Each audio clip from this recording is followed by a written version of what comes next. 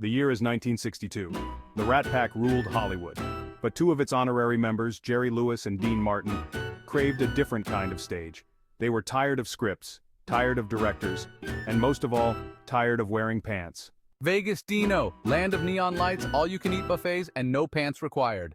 Dean, ever the smooth operator, adjusted his sunglasses and smirked. Dean Martin as Dean. Just try not to lose your shirt, Jer. He knew better than to question Jerry's enthusiasm. Besides, a little chaos never hurt anyone, right? They boarded the plane, the Nevada desert shimmering on the horizon, promising a week of pure, unadulterated fun. What could possibly go wrong? Get ready, Vegas, for the comedy duo that'll make you forget about the roulette wheel. As the plane touched down, Jerry practically vibrated with excitement. Dean trailed behind, shaking his head and chuckling. He had a feeling this was going to be a trip they'd never forget, for better or for worse.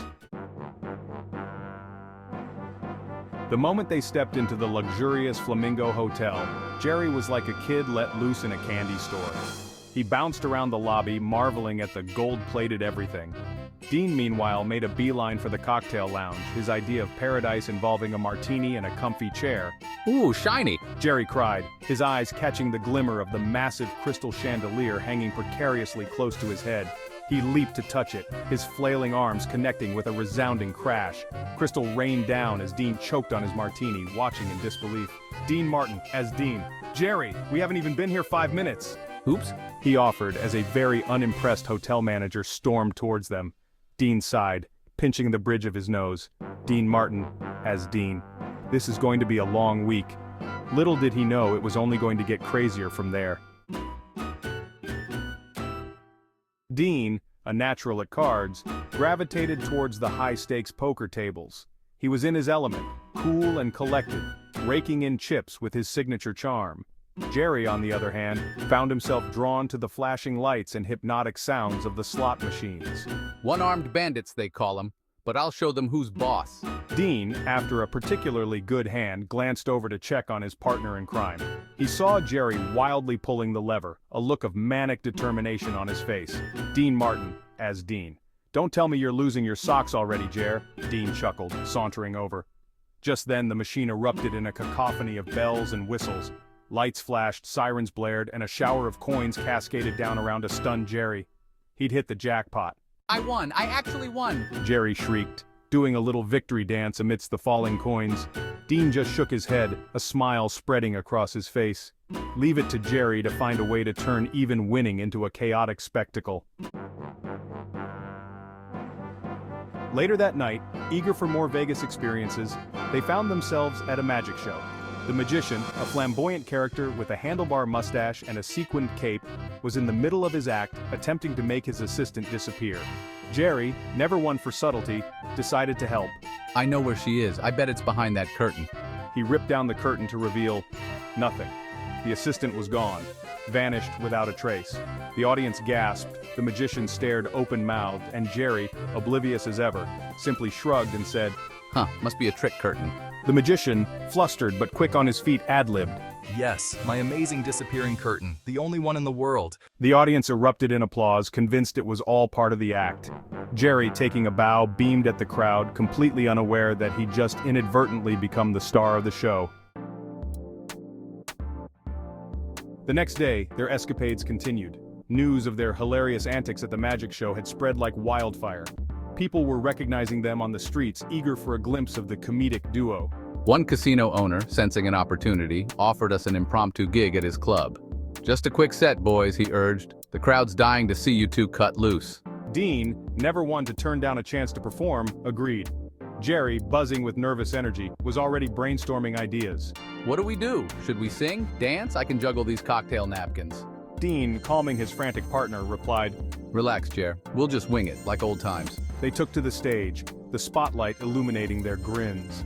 What followed was a whirlwind of slapstick comedy, witty banter, and improvised songs.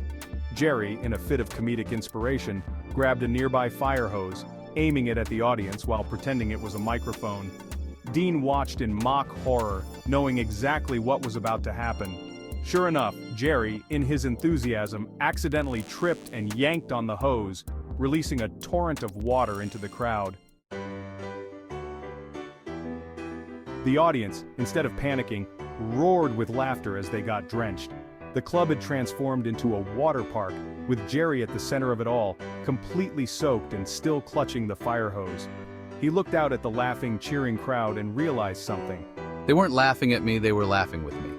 He was giving them a show they'd never forget, a show that was pure, unadulterated fun. Dean, wiping water from his eyes, couldn't help but smile. Only Jerry could turn a potential disaster into a comedic masterpiece.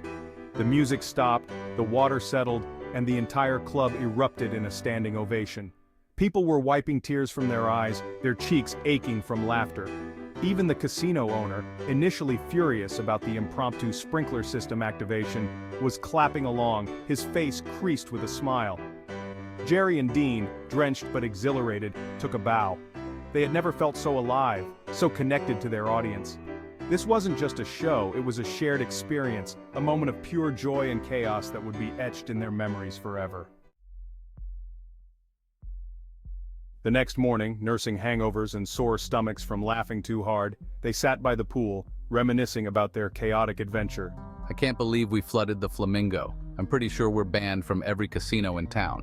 Dean, ever the pragmatist, replied, Don't worry, Jer. There are plenty of other cities, other stages. Besides, after this, I think we need a break from breaks. He was right. Their attempt at a relaxing vacation had turned into a whirlwind of mishaps and mayhem. But amidst the chaos, they had stumbled upon something magical.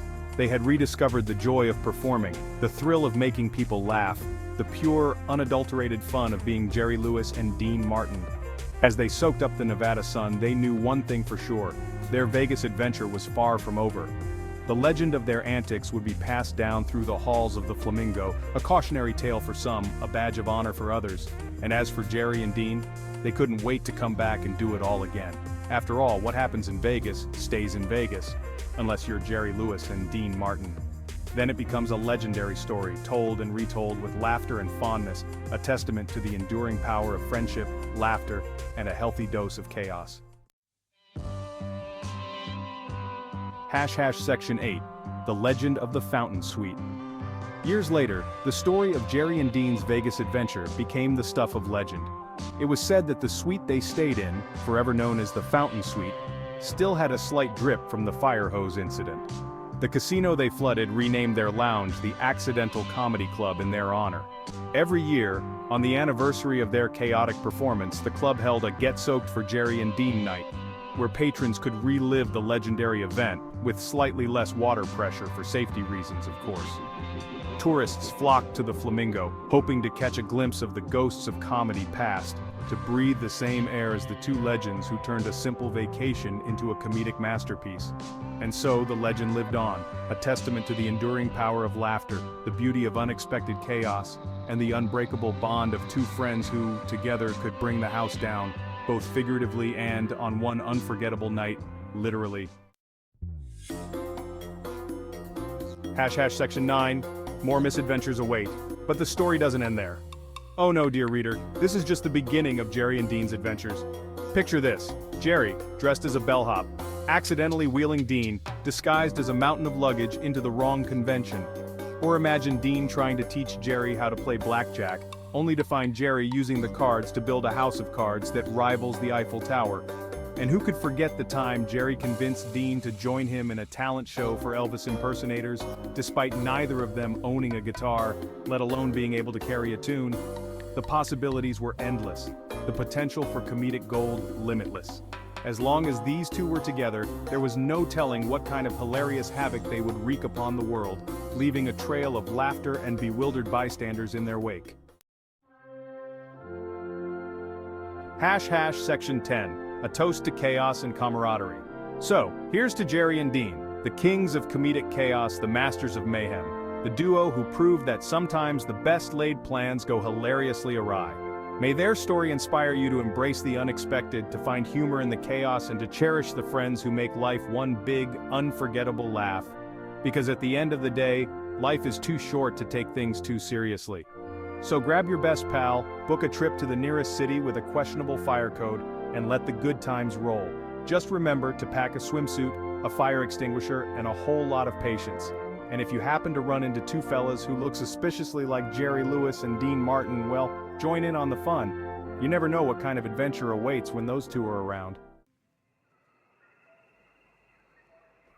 Section 11. Until next time, Vegas. As the sun sets on the Las Vegas Strip, casting long shadows across the glittering casinos, we bid farewell to Jerry and Dean, but not for long. Their laughter still echoes through the halls of the Flamingo, their memory a reminder that even in the midst of chaos, there's always a reason to smile. So, until their next misadventure, until their next chaotic escapade, we raise a glass to the kings of comedy, the masters of mayhem, the duo who prove that laughter is the best medicine, especially when it comes with a side of accidental water damage. Keep 'em laughing, boys, and we'll see you at the next show.